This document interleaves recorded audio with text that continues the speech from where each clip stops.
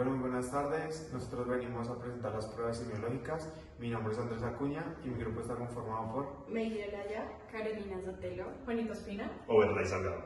Prueba de Spurling. El paciente debe estar sentado con la cabeza en posición neutra. Con ambas manos sobre la cabeza del paciente, se lleva la cabeza a inclinación lateral y se aplica una fuerza de compresión axial. Después se repite la maniobra con inclinación hacia el otro lado. El hallazgo es positivo cuando hay aparición de dolor. Prueba de NIR. El paciente debe estar en sedestación. Mediante una toma distal sobre el tercio proximal del antebrazo se efectúa una elevación anterior del hombro con esta rotación interna. La mano proximal se sitúa sobre la escápula, positivo si aparición de dolor. Prueba de Hopp. Posición del paciente de pie con ambos hombros abducidos 90 grados y rotados internamente. Y los antebrazos pronados. Se solicita el mantenimiento de la posición ante la aplicación de una fuerza descendente en ambos brazos. Hallazgo positivo si hay dolor. Prueba de la caída del brazo. El paciente debe estar de pie. Se lleva el hombro unos 90 grados de abducción y se le pide al paciente que lo lleve lentamente a la posición neutra. Hallazgo positivo cuando hay incapacidad para soportar el peso del miembro. Prueba de Herber. El paciente debe estar sentado con el hombro completamente extendido, rotado internamente. El sujeto intenta separar en contrarresistencia la mano del dorso merced a una rotación interna de hombro. El hallazgo es positivo cuando hay incapacidad para separar el dorso de la mano de la espalda y o dolor en la cara anteromedial del tercio humeral proximal. Prueba de rascado de Apley. El paciente debe intentar juntar las manos en la espalda y repetir el movimiento con ambos brazos. Es positivo cuando no se puede tocar las manos. Prueba de Paté. El paciente debe estar sentado con una separación de 90 grados del brazo y el codo flexionado también en 90 grados. Se solicita y resiste la rotación externa de hombro mediante una toma sobre el tercio distal del antebrazo. Hallazgo positivo, sensación dolorosa. Prueba de Hawkins-Kennedy. El paciente debe estar en sedestación con el hombro y el codo flexionado en 90 grados. El examinador imprime una rotación interna forzada en el hombro. Hallazgo positivo si hay dolor. Prueba activa para epicondilitis. El paciente debe estar sentado con la mano pronada. Con la mano libre resiste la extensión y desviación radial de la muñeca aplicando selectivamente la posición sobre el tercer metacarpiano segundo radial y sobre la falange proximal del tercer dedo extensor común de los dedos. Hallazgo positivo si hay dolor. Maniobra de Mills. Posición del paciente sentado. El examinador con la mano distal prona el antebrazo y flexiona los dedos y la muñeca del paciente, llevando el hombro en rotación interna hasta la horizontal. La mano proximal asegura con el pulgar la extensión del codo necesaria para el estiramiento de la musculatura epicondiliar. El objetivo de esta prueba es comprobar la existencia de una patología tendinosa en la región epitroclear. Para esta prueba el paciente debe estar sentado con el codo en extensión completa y antebrazo en supinación. El terapeuta fija el codo con una mano y pone la otra en la palma del paciente. Se le pide al paciente que trate de realizar la flexión y pronación del antebrazo. El examinador debe resistir estos movimientos. Será positivo si manifiesta dolor en la región de la epitróclea.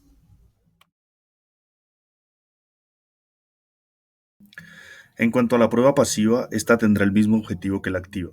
De igual forma, el paciente tendrá su codo en extensión y antebrazo en supinación. El terapeuta pondrá una mano en la parte posterior del codo y la otra en la palma del paciente. Partiendo de esta posición, el terapeuta llevará la muñeca del paciente hacia la extensión. La prueba será positiva cuando haya presencia de dolor en la zona de la epitróclea. El objetivo de esta prueba es poner de manifiesto una lesión de los ligamentos colaterales del codo. La posición del paciente es sentado con el brazo en supinación y el codo en una ligera flexión de 10 a 20 grados. El terapeuta pondrá una mano en la zona del codo y la otra en la muñeca del paciente. Para evaluar los ligamentos de la parte lateral del codo, el terapeuta llevará el codo hacia abducción y la muñeca en sentido contrario, y para evaluar los ligamentos mediales se realizarán los movimientos en sentido contrario. Será positiva cuando exista la presencia de dolor o bostezo articular en el lado afectado. El objetivo de esta prueba es valorar la integridad del bandelete central del extensor de la articulación interfalángica proximal. El paciente se pondrá sentado con la mano sobre una mesa y el puño cerrado, excepto el dedo evaluar, que se mantendrá en extensión. El terapeuta se pondrá frente al paciente y fijará la articulación interfalángica proximal del paciente manteniéndola en extensión. Le pedirá al paciente que de forma activa flexione la articulación interfalángica distal. La prueba será positiva cuando el paciente sea incapaz de realizar esta acción o presente mucha dificultad para realizarla. El objetivo de esta prueba es evidenciar neuropatía del nervio cubital. El paciente se encontrará sentado y el terapeuta lateral a él sujetando el antebrazo del mismo. Con un dedo de la mano libre, el terapeuta realizará pequeños golpes en el nervio cubital por su paso por el canal epitrócleo o lecraniano. El hallazgo será positivo cuando exista una sensación de descarga eléctrica a lo largo del trayecto nervioso, sea en sentido caudal o cefálico. El objetivo de esta prueba es evidenciar la comprensión del nervio mediano bajo el túnel carpiano. El paciente se encontrará sentado con los codos elevados, los antebrazos perpendiculares entre sí y en posición neutra de pronosupinación. El terapeuta se pondrá frente a él y le pedirá al paciente que en la posición descrita lleve las muñecas hacia la máxima flexión palmar, enfrentando los dedos de las manos y que mantenga la posición durante 1 minuto, aproximadamente. El hallazgo será positivo si se presenta entumecimiento y parestesia en el territorio correspondiente al nervio mediano. El objetivo de esta prueba es valorar la presencia de una tenosinovitis de los tendones del aductor largo y del extensor corto del primer dedo. El paciente cierra la mano con el pulgar en su interior de modo que los demás dedos queden abrazando al primero. El examinador sostiene el antebrazo del paciente con una mano y con la otra agarra el puño e induce a la muñeca a una desviación cubital mientras fija el antebrazo con la otra. El hallazgo será positivo si aparece dolor a nivel de la estiloide radial. El objetivo de esta prueba es valorar la integridad de la bandeleta central del extensor de la articulación interfalángica proximal.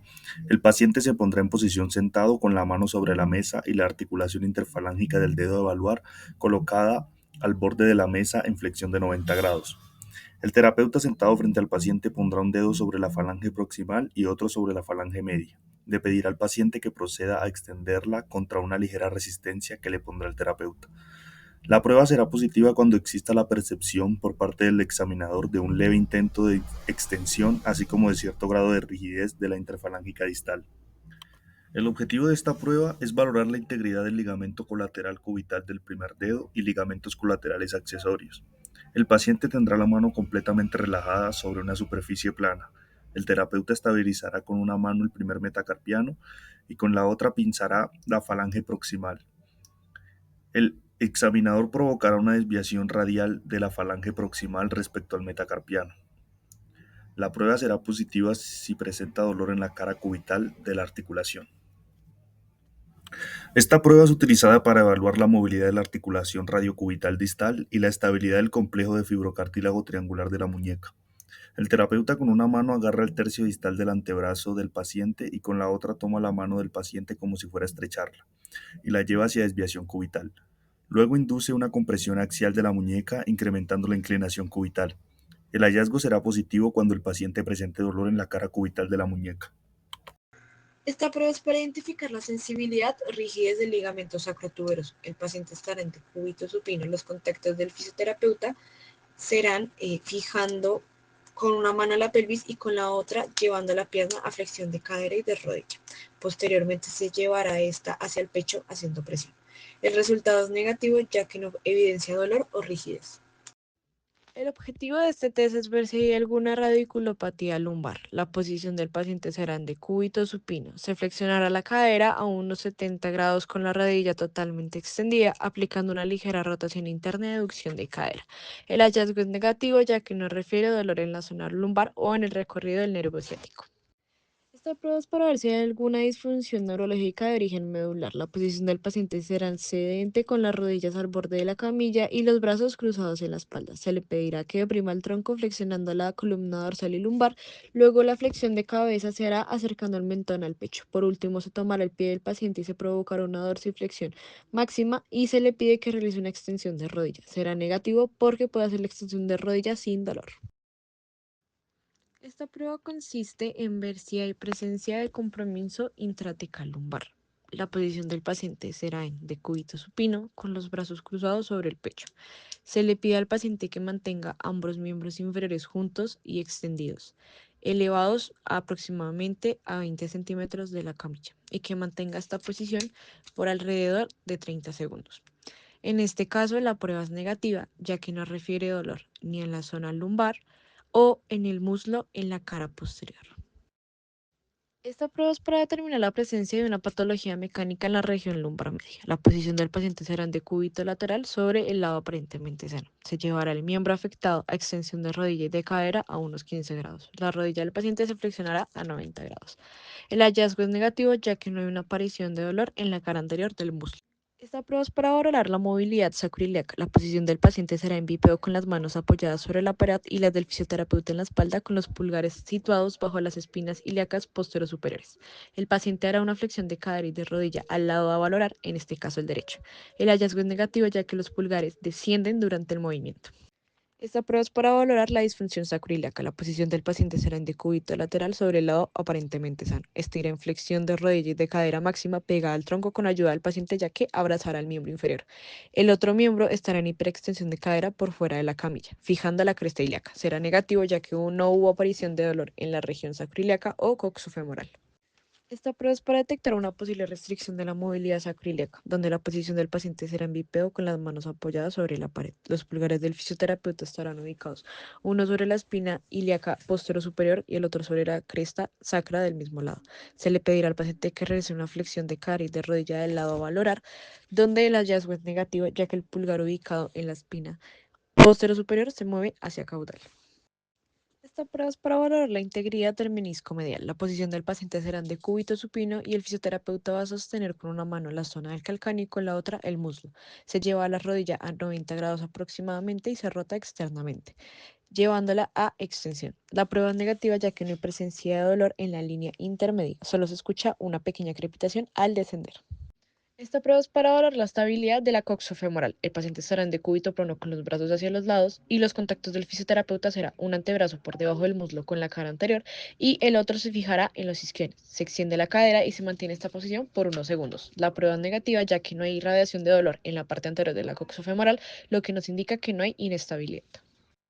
Bueno, la prueba que vamos a hacer es la prueba de Faber, en la que vamos a mirar si el paciente tiene un espasmo en el estado celíaco. Entonces, la prueba consiste en llevar el pie por encima de la rodilla contralateral, fijamos acá y bajamos acá.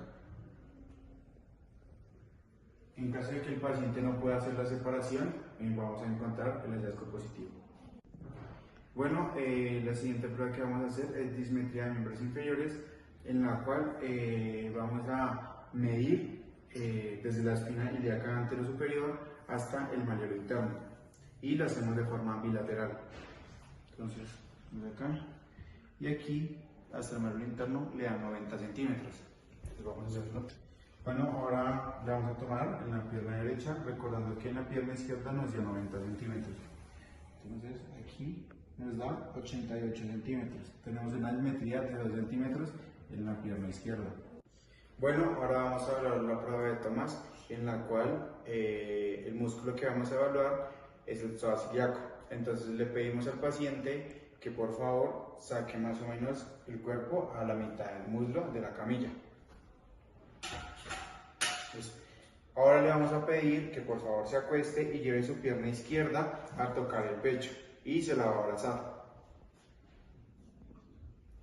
En este caso, el hallazgo es negativo, ya que si fuera positivo, encontraríamos una separación de la pierna a la camilla. Bueno, ahora vamos a volver a evaluar el psoas ilíaco, en el cual, pues, primero está el paciente en posición supina, con las piernas extendidas. Le vamos a pedir que eleve las piernas 5 centímetros de la camilla, y si el paciente refiere dolor o no las puede mantener, el hallazgo es positivo. Entonces, paciente, por favor, levanta los pies. Eso.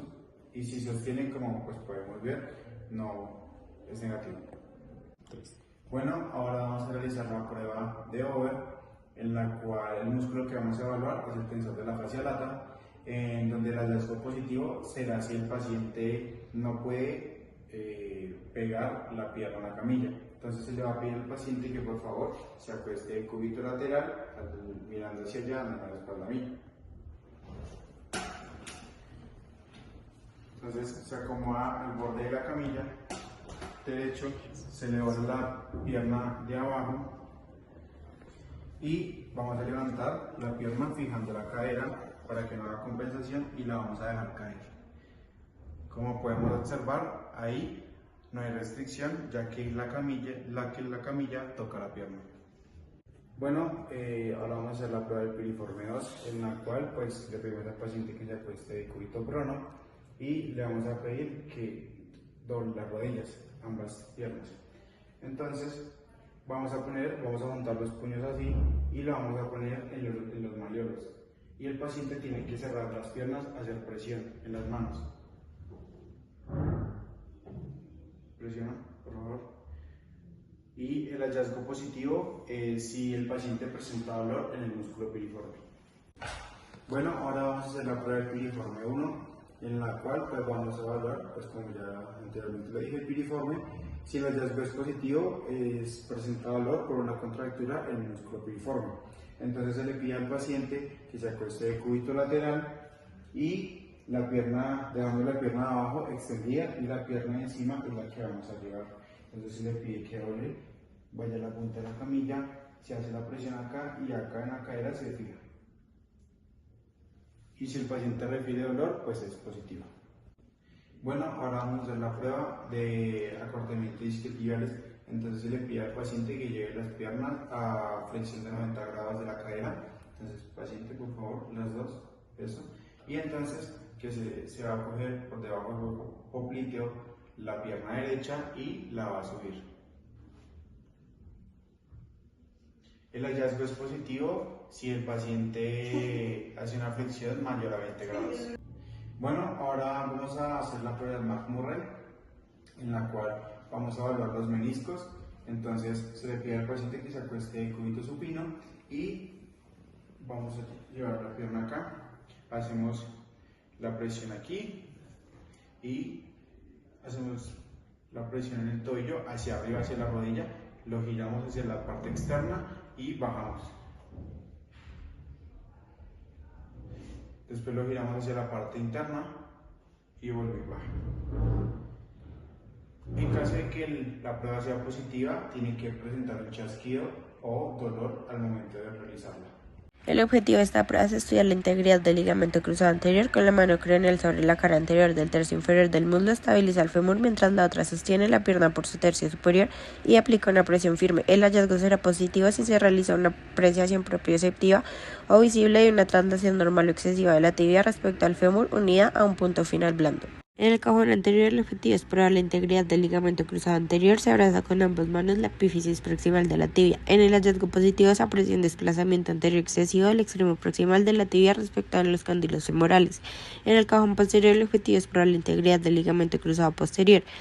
El hallazgo será positivo si se aprecia una excesiva traslación posterior del extremo proximal de la tibia respecto al fémur. El varo forzado, el objetivo de esta prueba es apreciar el grado de inestabilidad lateral de la rodilla. Se fija el tobillo y con la mano proximal se imprime una fuerza varizante en la rodilla, donde el hallazgo será positivo en la presencia de un bostezo articular o aumento del espacio articular correspondiente al comportamiento lateral. En el valgo forzado, el objetivo es apreciar el grado de inestabilidad medial de la rodilla. La mano caudal estabiliza el tobillo por su maleolo medial y lleva la rodilla a discreta rotación externa y la mano cefálica aplica una fuerza lateral sobre la cara lateral de la rodilla. El hallazgo será positivo en la presencia del bostezo articular o aumento del espacio articular correspondiente al comportamiento medial. En el signo de Soler, el objetivo es valorar la existencia de crandomalacia rotuliana. Se ubican ambos pulgares en la patela y se tracciona en sentido caudal. El hallazgo positivo es la presencia de dolor que indica una probable crandomalacia patelar. El objetivo de la prueba de locum es poner en manifiesto una inestabilidad rotatoria ante lo lateral o ante lo medial de la rodilla. Se ubican ambas manos en la epífisis proximal tibial, los pulgares situados sobre la cara anterior de la interlínea. El hallazgo es positivo al apreciar una traslación anterior excesiva del extremo proximal de la tibia respecto a los cóndilos femorales. El objetivo de la prueba de Thompson es evidenciar una rotura completa del tendón de Aquiles. Se le pide al paciente que se ubique en decúbito prono, se abarca el tercio medio de la pantorrilla entre el pulgar y el resto de los dedos y se comprime en dirección cefálica. El hallazgo es positivo si se presenta una ausencia de flexión plantar compatible con rotura completa del tendón de Aquiles.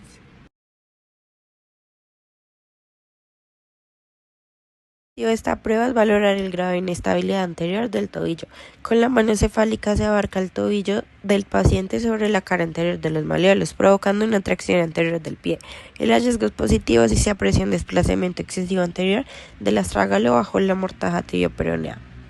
El objetivo de esta prueba es valorar la integridad de la unión sindesmoide tibio-peronea distal con las palmas de las manos ahuecadas sobre los malleolos. Se realiza comprensión de tibia y peroné entre sí. El hallazgo es positivo si hay dolor de localización intermalleolar que indica lesión de la sindesmosis tibio-peronea.